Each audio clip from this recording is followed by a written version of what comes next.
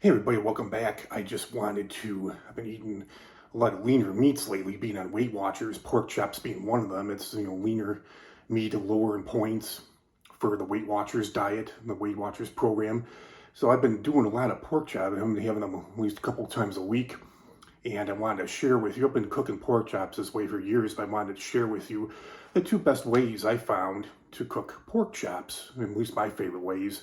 And as far as the form of pork, I think bone-in pork chops are better because the bones release moisture, they release flavor, and you're supposed to try not to overcook them. Just cook them until they're done, until they're 145 in temperature, or they're firm when pressed to the finger. Juices run clear, just like with chicken. Um, but if you're using it, you can do boneless pork chops too, but you gotta be very, very careful. They don't have as much flavor than that, don't have as much moisture because there's no bones.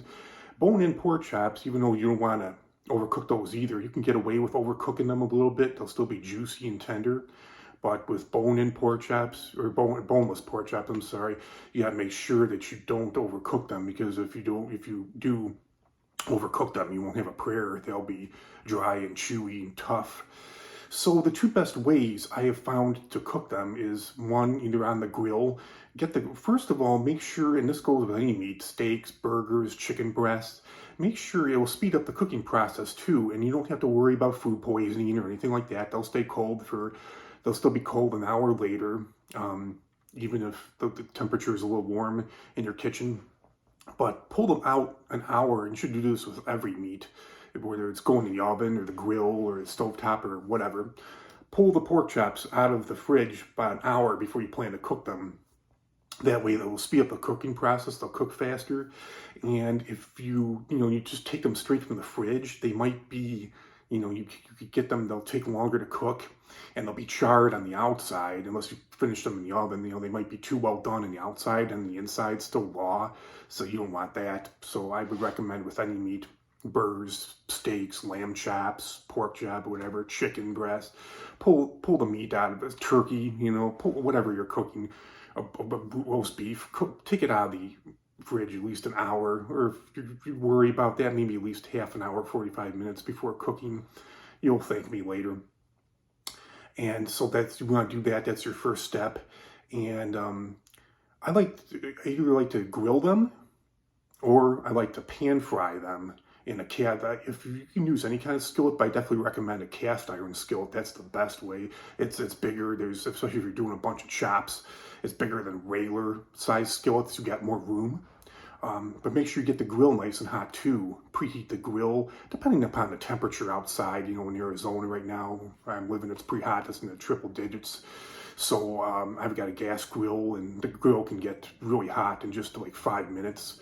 But if you're grilling like in the wintertime, it's 30 degrees outside, maybe give yourself like preheat the grill like half an hour before you start cooking. And get the grill nice and hot. And that way it speeds up the cooking process too. You cook them on both sides.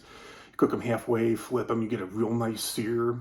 I like to do barbecued pork. You cook them like cook them until they're almost done. And then honey mustard is another favorite glaze of mine to put on grilled pork chops. But I think barbecue sauce, homemade barbecue sauce I make is my favorite. And you get the grill nice and hot. You get that nice sear on there. It sears the juices in. It makes them more juicy, more tender. But the way that I think is the best, the way I found it, they're the most flavorful, most juicy, most tender, is I coat them with you can use whatever kind of seasoning you want. This is just the seasoning I use. I use a seasoned flour. I dip them in flour. It gets a nice crust on them that helps to sear the juices in. I put flour in a bowl, a mixing bowl, and you could use whatever kind of seasoning you want, but this is what I do.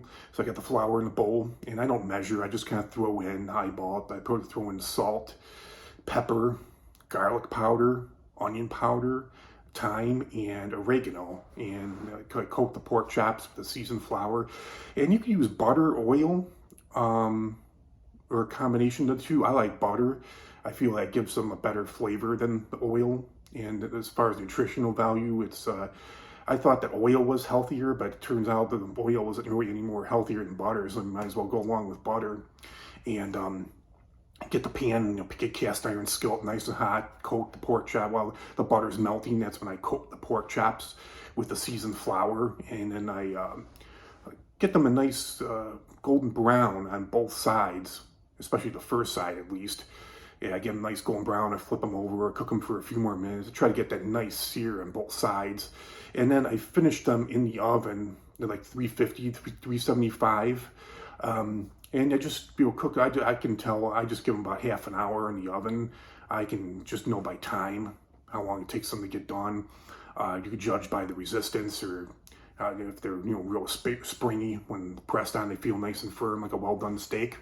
You can use pork has to be at least 145. So if you can't trust your time, you can't trust your judgment with feeling them, you can just use a meat thermometer and pull them out when they're 145. And yeah, I like to. I have a bunch of pork chop recipes. I think my favorite is mushroom. I have two favorites of mine for doing pork chops that way. One is smothered pork chops with an onion gravy, and then the other one is the pork chops with like a mushroom and a garlic gravy. And what you do is you use the when the pork chops are cooking in the oven, finishing in the oven, you use the leftover butter and leftover juices from the pork in the cast iron skillet, and you make what's called a pan gravy, thicken it up with the flour. Real good. I can actually do a cooking demonstration on that if you want and give you the recipe. So yeah, I definitely recommend cooking. Those are the two best ways I found to cook pork chops. Let me know if you want me to do a cooking demonstration. You want me to give you some recipes. My mom actually makes pretty good pork chops and celery soup. What she does is, I'm not sure if she flours them, but she does sear them in the skillet first on both sides, seasons them real nice, gets them nice sear on both sides, and then she does them in the crock pot with, not sure if she puts milk in there, but it's called pork chops and celery soup. She uses Campbell's celery soup. I'm not sure if she adds milk or not, but she does put the celery soup over the pork chops. I'm not sure if she puts milk in there, but then she slow cooks them until they get nice and fork tender. It's pretty good, and it serves as a good gravy too over mashed potatoes. So that's all I have on that. Comment, like, share, subscribe, and I'll talk to you all real soon in another great video. Have a great weekend, everybody. Talk to you all soon. Bye.